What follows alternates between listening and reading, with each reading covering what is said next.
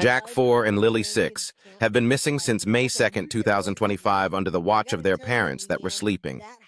They stated the children just walked away and disappeared. Do people vanish into thin air? For that tiny little baby that they had, all right? I'm sorry, May. I said April. April showers, May 13th. I keep saying next month's June. It's summertime. It's my wife's birthday month. I'll be gone a lot next month, guys. So I didn't mean to say April. It's not April. Don't come for me. You can quote me on the chiclet teeth. May 13th. Thank you. I knew it was May. All right. Thank you, guys. Northeast of Halifax. Searchers have covered an area roughly the size of downtown Halifax. About 160 people have taken part, and they've used helicopters and drones. This is a heavily wooded area with many downed trees from that hurricane that blew through in 2022.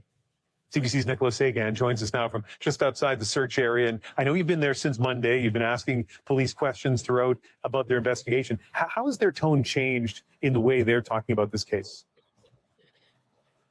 Well, Ian, today they basically announced that the search and rescue portion of the operation is over. They've had hundreds of highly trained search and rescue volunteers from across Nova Scotia and some from New Brunswick. They've been working 12-hour shifts, working through the night, and those people are being sent home at the end of the day today. So RCMP are actually going to take over the search. They said they're going to be searching areas that have already been searched. I mean, guys, they stopped the search, but what do you do? How do you sleep at night when you have not one of your children, but two of them, 4 and 6 years old?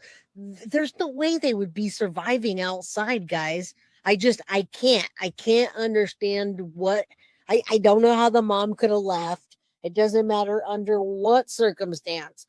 If I wanted to search for my babies and someone said, you got to leave the property, when I have that many children with my boyfriend, whatever's going on, you wouldn't be able to get me off of that property.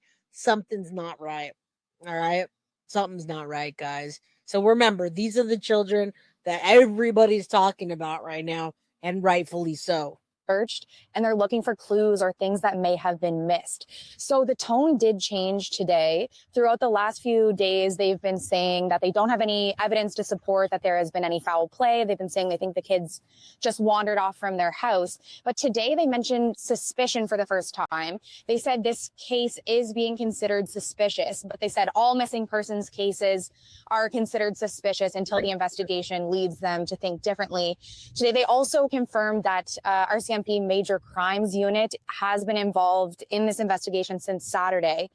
Here's what the officer in charge of major crimes had to say.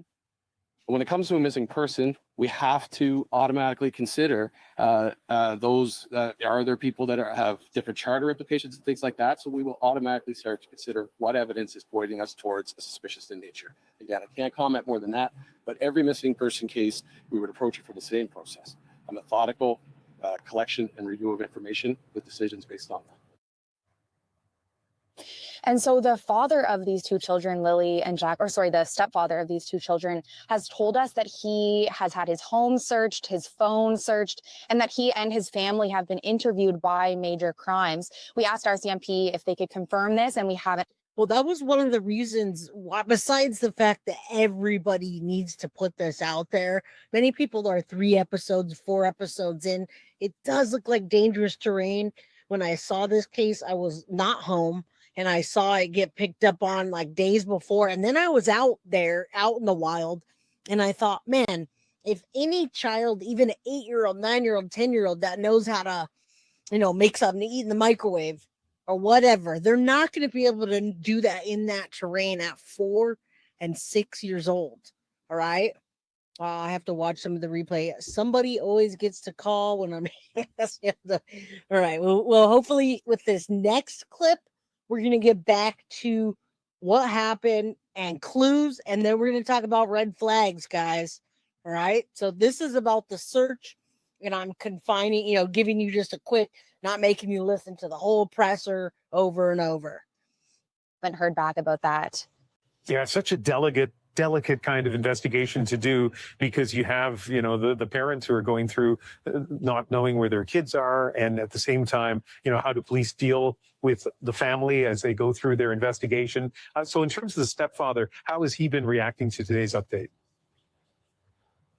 So he's been Yeah, and you have to look with a magnifying glass at these children and these people. When you have two missing small children and another small child and then two more, you're gonna look at the way the children dress, the way the parents dress, if they look malnourished, the housing. Now, if those children weren't missing and it was just it's a family that doesn't have the means, you know, whatever. No one's here to judge. No one's here to judge me. No one's here to judge you.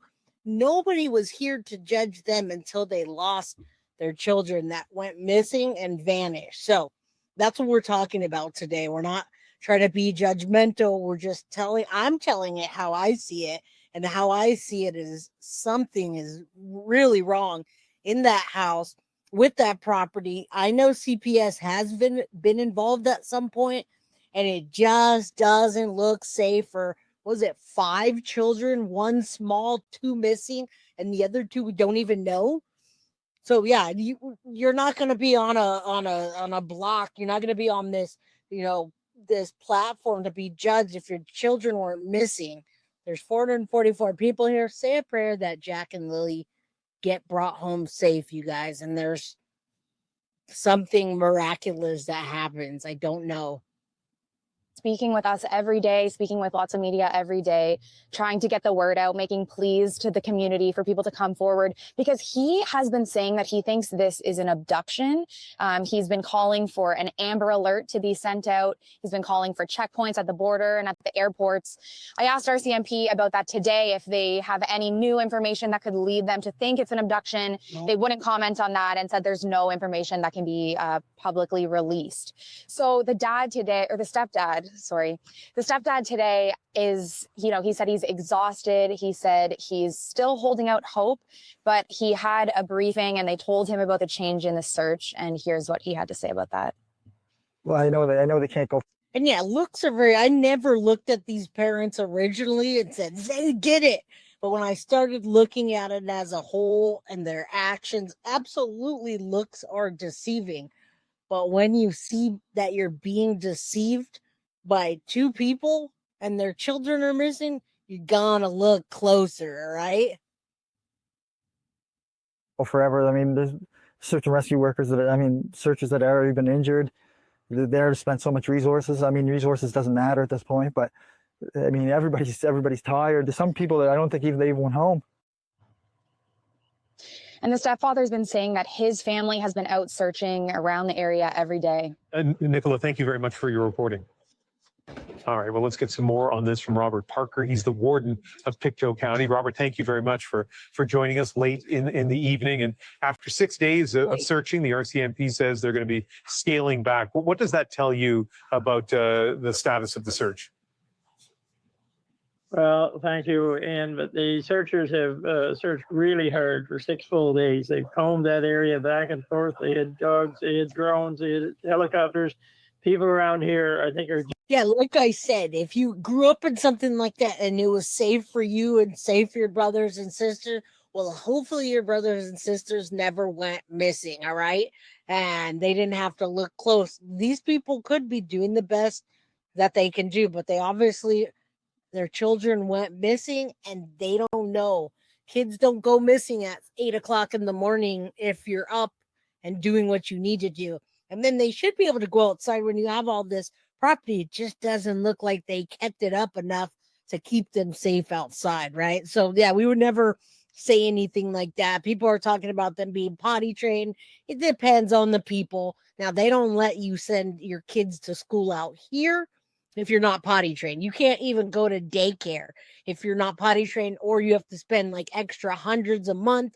And who the heck would want someone else, in my opinion, just me. I'm a like ultra mama bear. I didn't want anyone changing my daughter's diaper. So I did that. Right. Clark, good to see you, my friend. Love you. Haven't seen you in a while. Hey, under the mystic moon. generally in agreement that They've done everything they could possibly do to find these two little ones. And so it's not a surprise today to anybody. I don't think that this has been scaled back. We knew we're going to have to accept this sooner or later. And today was the day. And I think the words of Staff Sergeant Curtis McKinnon there saying, we're not going away. We're not going to give up until we bring little Jack and little Lily home. I think that means a lot to people, that they're still going to keep looking for these little ones until